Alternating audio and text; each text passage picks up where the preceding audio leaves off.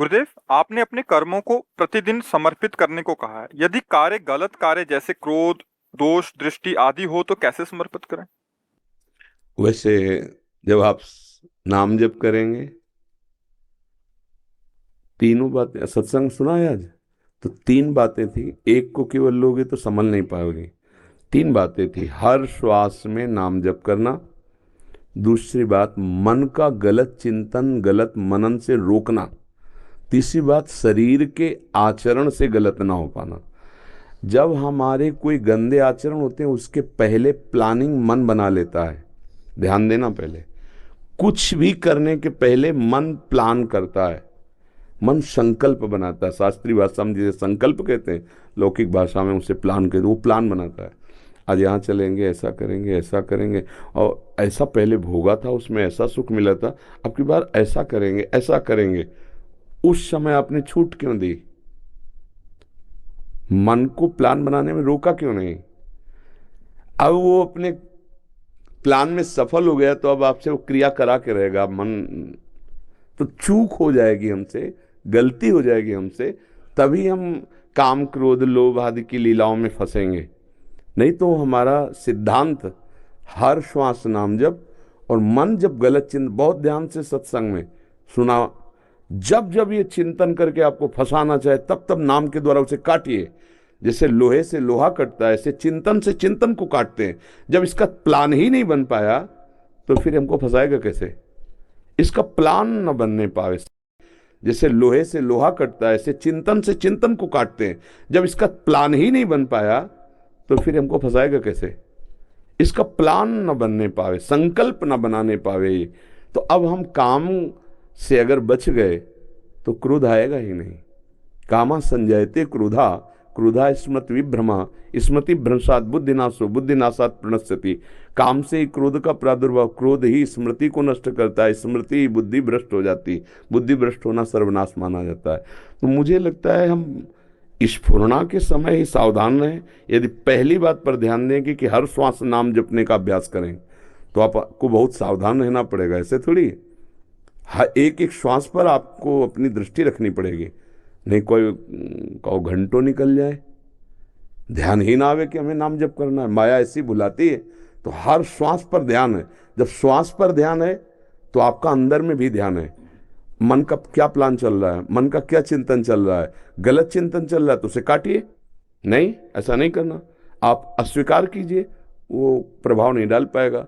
अब आपने उस पर ध्यान नहीं दिया, तो क्रिया तो हो ही जाएगी, और जब असत क्रिया हो जाएगी, तो फिर संशय खड़ा हो जाएगा, फिर समर्पित नहीं कर पाओगे।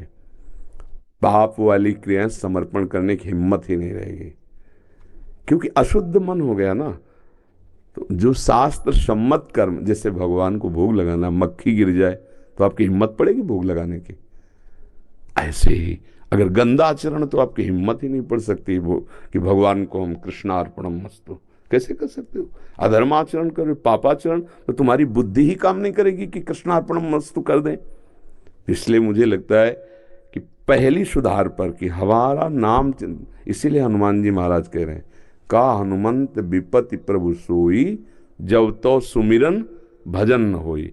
यदि भगवत सेवा नाम जप आदि नहीं चल रहा, तो अंदर ही गड़बड़ी पैदा कर देगा। कोई न कोई संकल्प विकल्प ऐसा पैदा करेगा, हमें फंसा देगा।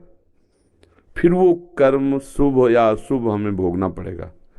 अगर भगवान को कर्म अर्पित हो जाता है, तो वो बंधन कारक नहीं होता, मोक्ष का कारण बनता है। अब हमको इस भगवत प्राप्ति करनी, भगवान को समर्पित करना है। तो जैसे रसोई बनाना है, तो हम कितने सावधान रहते हैं, छूना मत, ठाकुर जी के लिए भोग बन रहा है। ऐसे हर कर्म हम ठाकुर जी को अर्पित करेंगे। जैसे बहुत प्रवीणता से पूछा कि मान लो हम गुस्सा करके डांट रहे हैं, तो कहीं पाप कर्म तो नहीं बन जाएगा? नहीं, अपने अनुगामियों के द्वारा राष्ट्र सेवा समाज सेवा में प्रवीण बनाना, उनके प्रमाद को हटाना, ये भगवत सेवा है। जैसे माता पिता अपने छोटे बच्चे को देखते हैं, उसकी गलत हरकत पर उसे थप्पड़ जमाते हैं, डांटते हैं। क्यों?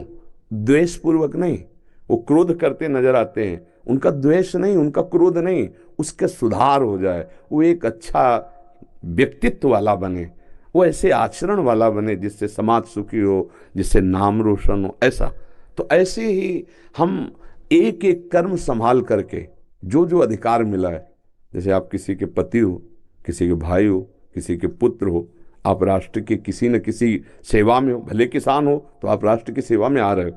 अपने अपने कर्तव्य का ठीक धर्मपूर्वक पालन किया जाए और वो भगवान को अर्पित कर दिया जाए, नाम जप करते हुए, भगवत चिंतन करते हुए, तो गृहस्थ में रहते हुए भी भगवत प्राप्त, तो वो महापुरुष हो जाएगा।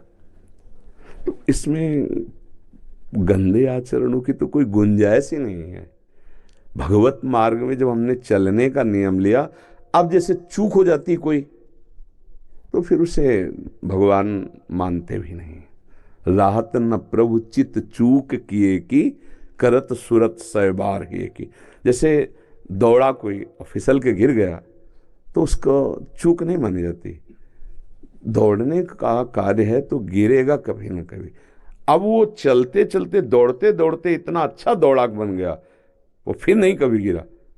पर प्रारंभ में तो गिर सकता है, क्योंकि फिसलन वाला मार्ग है। जैसे रोड में दौड़े तो बच सकता है, लेकिन काई में दौड़ना, ये माया काई है, और बहुत जन्म से हम फिसलते ही चले आए इसमें। तो हो सकता है आप शुरू करो आप ये अनुष्ठान और आपसे कोई त्रुटि हो जाए, तो वो भगवान से क्षमा मांगी जाती, प्रभु मेरे से गलती हो गई, तो वो क्षमा हो जाएगा। क्योंकि भगवान अंदर की बात जान रहे कि वो मेरी तरफ चलना चाहता है, पर फिसल गया, चूक हो गई। तो जन अवगुण प्रभु मान न काऊ, दीन बंधु अति मृदुल स्वभाव। पर अगर हम इसकी स्वीकृति कर देते हैं कि पाप कर्म भगवान को समर्पित, तो भगवान को जो समर्पित होता है अनंत गुना हो जाता है।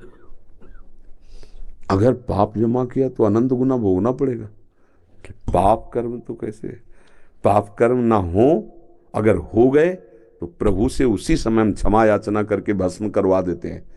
अगर कोई ऐसा पाप हो गया है कि प्रार्थना के बाद भी जलन हो रही, तो फिर संतों से प्रायश्चित पूछे, और वो कह दे कि भाई उपवास कर लो, गिरिराज जी की परिक्रमा दे लो, आप ऐसा कर लो, तो वो नष्ट हो जाएगा।